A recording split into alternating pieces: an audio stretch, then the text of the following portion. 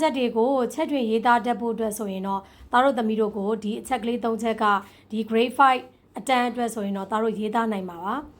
တချို့ကလေးတွေကဒီလိုချက်တွေရေးသားတတ်ဖို့အတွက်ဆိုရင်ကြောက်ကြတယ်စိုးရိမ်ကြပါတယ်မစိုးရိမ်ပါနဲ့အမြင်အာရုံကိုရေးသားမယ်ဆိုရင်ကိုမြင်လိုက်တဲ့ပုံသဏ္ဍာန်အယောင်လှုပ်ရှားဟန်တီနီယာတွေရဲ့ကိုယ့်ရဲ့ခံစားချက်နဲ့ပေါင်းစပ်ပြီးတော့ရေးသားရပါမယ်နံပါတ်2ကတော့အကြားအာရုံကိုရေးသားနိုင်ဖို့အတွက်ဆိုရင်တော့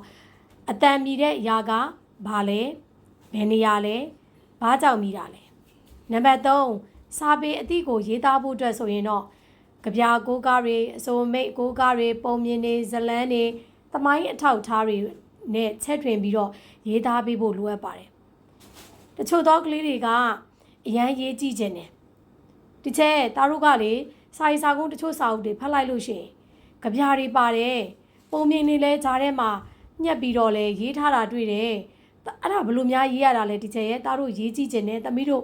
ရေးဘူးကြည့်ခြင်းနဲ့မခက်ပါဘူးเนาะ